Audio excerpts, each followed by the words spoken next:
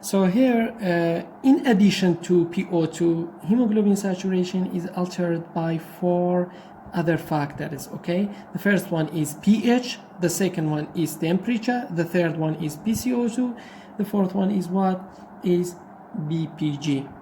I mean biphosphoglycerate, okay? Any other factors or all of them together play a role during exercise, okay? So here we have what? We have the rule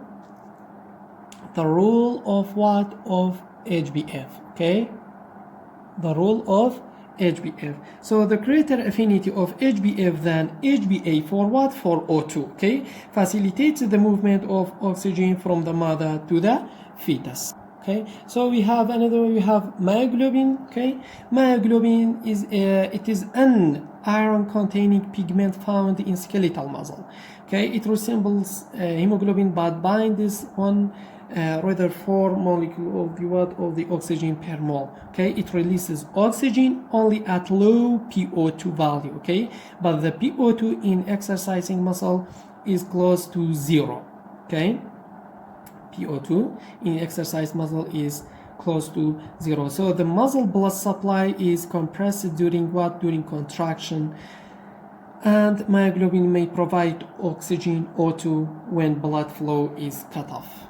Okay, and then we have what? We have combination of Hb with what? With CO. Hemoglobin with CO. Okay, CO has affinity of what? 230 times to combine with hemoglobin than oxygen do, and form what? Carboxy hemoglobin. Okay, carboxy hemoglobin. A patient poisoned with CO can be treated by what? By administration pure of what?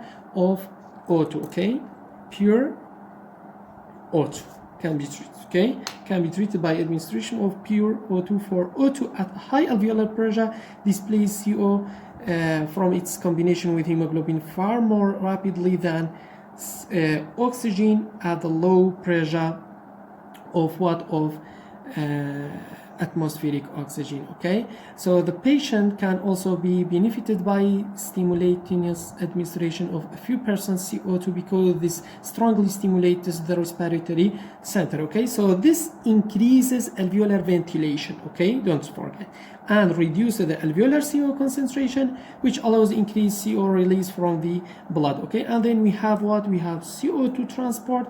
CO2 transport, 7% of the CO2 transport is dissolved in plasma, and 93% carried by red blood cell, and 23% combined with hemoglobin forming carbaminohemoglobin, 70% convert into what? Into bicarbonate ions. Okay, as I said in the previous video. And then we have what? We have carbaminohemoglobin. CO2 combines reversibly with what? With globin protein of hemoglobin forming carbaminohemoglobin. Okay, so here in the what?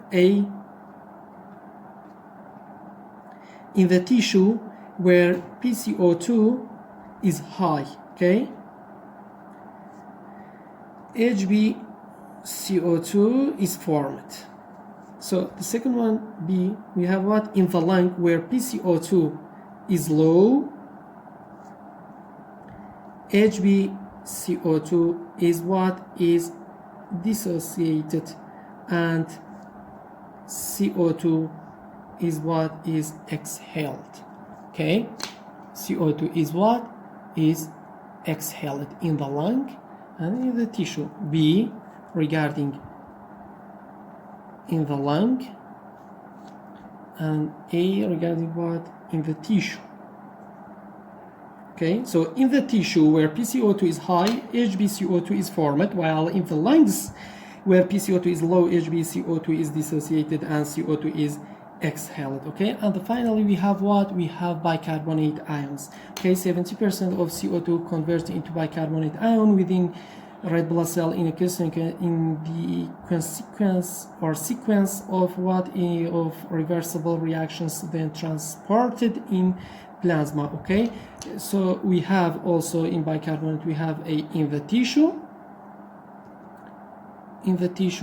and the second one in the what? In the B, in the lung. So in the tissue, regarding in the tissue, CO2 enters red blood cell, okay, combines with water to form carbonic acid. As I said, this reaction is catalyzed by carbonic anhydrase enzyme. Similar reaction occurs in plasma, but without enzyme, it's very slow. Okay, carbonic acid dissociates into hydrogen ion and bicarbonate. So hydrogen ion again is buffered by Hb, forming what? Forming hydrogen hemoglobin. Okay, HHB. So to maintain electrical neutrality, bicarbonate ion diffuse out of red blood cell in exchange with what? With chloride. Okay, as I said, I don't want to discuss here again. Okay, shift. So within the plasma, bicarbonate act as what? As pH buffer. So this regarding in the tissue, and in the lung, CO2 diffuses out of the plasma into the alveoli.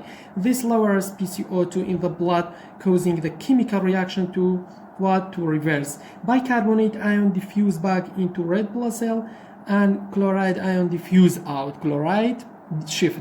Hydrogen ions combine with bicarbonate ions to form what? Carbonic acid. So carbonic acid breaks down into CO2 and H2O. This reverse reaction is also catalyzed by carbonic anhydrase enzyme. Okay. So during what? During external respiration, small amount of oxygen remains dissolved in plasma, with the majority in combination with what? With hemoglobin Hb, forming oxyhemoglobin. Okay, HbO2. Okay, this is all about when Hb is saturated with oxygen, its affinity for CO2 decreases.